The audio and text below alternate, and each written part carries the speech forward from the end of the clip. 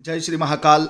आज हम बात करेंगे 5 ऐसे बड़े वास्तु दोष के विषय में जिसके कारण घर की महिलाएं होती हैं बांझपन का शिकार, अर्थात उन्हें संतान सुख प्राप्त नहीं होता और वह आजीवन संतान के लिए तरसती रहती हैं। जी हाँ, आज ऐसे ही 5 बड़े और बहुत बुरा प्रभाव दिखाने वाले वास्तु दोष के विषय में हम चर्चा करने वाले हैं। अगर आपके भी घर में हैं ऐसे वास्तु दोष तो शीघ्र से शीघ्र आपको उन वास्तु दोषों को दूर करने की आवश्यकता है, अन्यथा घर की स्त्रियां, घर की महिलाएं जो हैं संतान उत्पन्न नहीं कर पाएंगी। संतान उत्पत्ति में काफ़ी विलंब होगा और काफ़ी परेशानी के बाद उन्हें संतान का सुख प्राप्त होगा। लेकिन कई बार देखा गया है कि यह दोष इतना प्रभावी हो जाता है कि जीवन भर संतान का सुख प्राप्त नहीं होने देता है।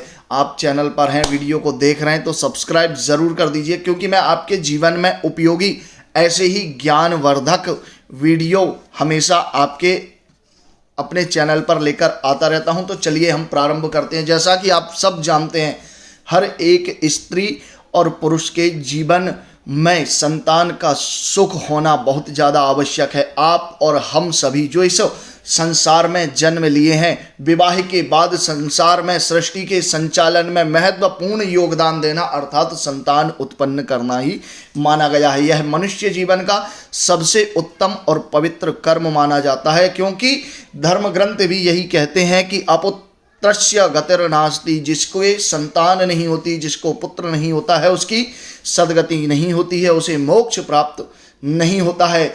इसीलिए आज हम ऐसे 5 बड़े वास्तु दोष के विषय में चर्चा करने वाले हैं। अगर आपके घर में इस प्रकार के दोष होंगे तो कहीं ना कहीं आपको भी संतान सुख से परेशान होना पड़ रहा होगा। या तो संतान नहीं होगी, या घर में स्त्रियां संतान को जन्म नहीं दे पा रही होंगी, या संभव हो सकता है कि जो संतान है वह संतान आपके नियंत्रण से बाहर चली गई हो, वह आपकी किसी भी व्यवहार को, आपके मान सम्मान को, या फिर आपके जीवन में आपको कभी महत्वपूर्ण स्थान नहीं देती है, वह आपकी बात को अनसुना करके अपने मन मर्जी का कार्य करने लग जाती है। तो चलिए हम जानते हैं जो सबसे पहला वास्तु दोष बताया गया है। वास्तु ग्रंथों में जो वास्तु दोष बताया गया है वह सबसे पहला जो और प्रमुख और प्रभावी वास्तु दोष है घर के पूर्व या ईशान कोण में शयन कक्ष का होना। जी हाँ, ईस्ट नॉर्थ का जो कोण होता है, या ईस्ट डायरेक्शन में या फिर ईस्ट नॉर्थ डायरेक्शन में, जिसे हम ईशान कोण कहते हैं, भगवान शिव का स्थान है। इस स्थान में अगर बेडरूम होगा, शयन कक्ष होगा, टॉयलेट आदि होंगे तो 100% आपको जो है संतान की कमी से परेशान होना पड़ेगा, क्योंकि पूर्व दिशा से जो सकारात्मक ऊर्जा प्राप्त होती है वह ऊर्जा कहीं ना कहीं शयन कक्ष के होने से बाधित होती है और इसका दुष्परिणाम आपको प्राप्त होता है। कई बार देखा गया है कि ऐसी स्त्रियां जिनका शयन कक्ष पूर्व में होता है वह या तो संतान उत्पन्न नहीं करती हैं, या संतान उत्पन्न होती भी है तो बार बार गर्भपात होता है, या संतान जन्म लेकर मृत्यु को प्राप्त हो जाती है। तो कभी भी पूर्व या ईशान कोण में गृहस्थ व्यक्ति का, जो विवाहित पुरुष हैं, जो संतान उत्पत्ति करना चाहते हैं, ईशान या पूर्व में कभी भी उन्हें शयन नहीं करना चाहिए।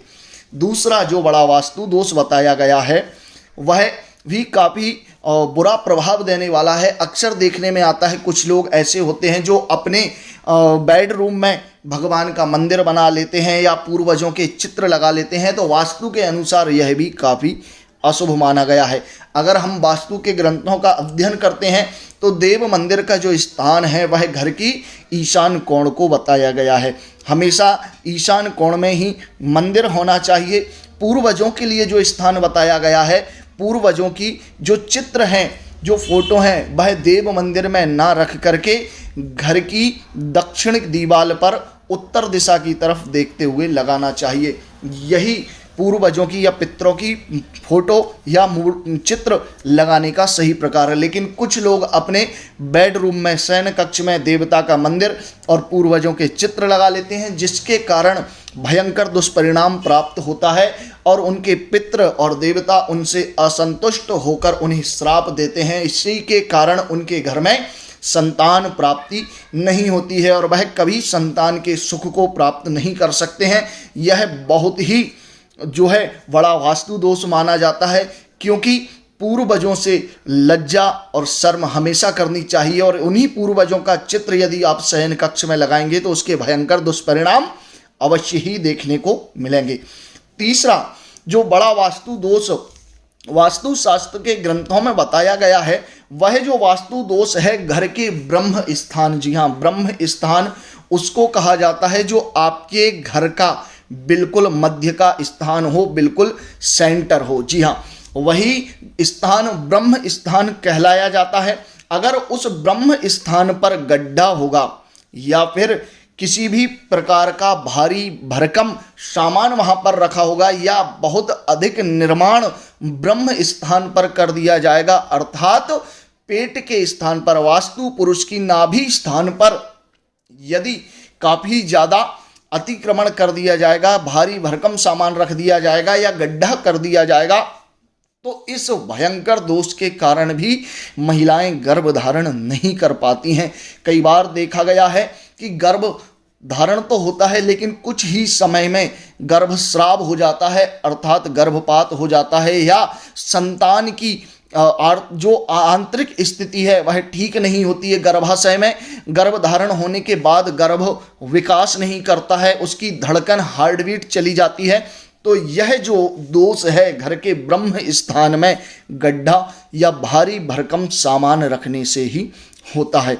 अगला जो वास्तु दोष बताया गया है, अपने बेडरूम में, जी हाँ, बेडरूम में बेड के ऊपर बीम या भारी वजन वाला सामान नहीं होना चाहिए। यह भी गर्भ में जो है गर्भ धारण में काफ़ी दिक्कत करने वाला माना गया है। यदि पति पत्नी ऐसे रूम में शयन करते हैं जहां उनके बेड के ऊपर बीम आता है या फिर किसी भी प्रकार का भारी सामान रखा हुआ है या फिर कोई बहुत ही भारी वजन उन्हें देखने में लगता है, तो यह भी गर्भ को पोषित नहीं होने देता है, गर्भ धारण नहीं होने देता है और काफ़ी घातक होता है। ऐसी स्त्रियां अधिकतर बांझपन का शिकार होती हैं और देखा भी गया है कि ऐसे जो पुरुष होते हैं वह नपुंसकता को प्राप्त हो जाते हैं। उन पुरुषों में संतान उत्पन्न करने की क्षमता कम ही देखी जाती है।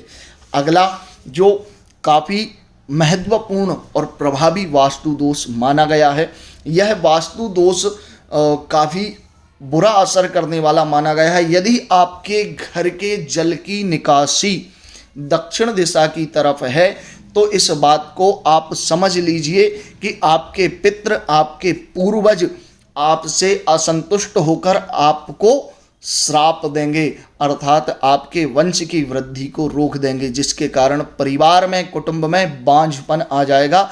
स्त्रियां संतान उत्पन्न नहीं कर सकती हैं। जी हाँ, यह काफ़ी महत्वपूर्ण नियम है। कभी भी घर के उपयोग का पानी दक्षिण दिशा में प्रवाहित नहीं कर देना चाहिए, दक्षिण दिशा में जल की निकासी नहीं होना चाहिए। यह काफ़ी घातक और बुरा वास्तु दोष माना गया है। इस दोष के होने से पितृ पूर्वज असंतुष्ट हो जाते हैं और वह श्राप देते हैं और श्राप होता है कि आपके घर में संतान उत्पन्न नहीं होगी। क्योंकि जब हम धर्म ग्रंथों का अध्ययन करते हैं, धर्म ग्रंथों को पढ़ते हैं और धर्म ग्रंथों को समझते हैं, तो उसमें हमें देखने को मिलता है कि हमें जो संतान प्राप्त होती है या जो संतान सुख मिलता है वह केवल और केवल हमारे पूर्वजों का आशीर्वाद ही होता है और पूर्वजों की कृपा से ही हमें संतान का सुख मिलता है। इसीलिए इस बात को बहुत ज़्यादा ध्यान में रखना चाहिए कि जब भी आप अपने घर को बनाएं तो वास्तु के सभी नियमों का आपको पालन करना चाहिए। वास्तु के अनुसार ही आपको अपने घर का निर्माण करना चाहिए। संपूर्ण वास्तु नियमों से बनाया गया भवन आपको संतान सुख तो देता है, साथ ही साथ आपके घर में धन धान्य की अच्छी स्थिति को भी निर्मित करता है और साथ ही ऐसा जो भवन है आपके जीवन में नित्य खुशियाँ, मंगलमय दिनचर्या के साथ साथ शरीर का स्वास्थ्य भी काफ़ी अच्छा रखने वाला माना गया है, क्योंकि घर मनुष्य अपने जीवन में केवल एक बार निर्मित करता है और उसका संपूर्ण शुभ अशुभ प्रभाव उस जातक के जीवन पर अवश्य ही पड़ता है। तो जब भी आप घर का निर्माण करें, वास्तु के अनुसार ही आपको अपने घर का निर्माण करना है। वीडियो अच्छा लगा है तो चैनल को सब्सक्राइब करके ही जाइए और ऐसे ही ज्ञानवर्धक वीडियो के लिए हमेशा चैनल पर जुड़े रहिए। जय महाकाल। अगले वीडियो में पुनः मिलेंगे एक नए विषय के साथ।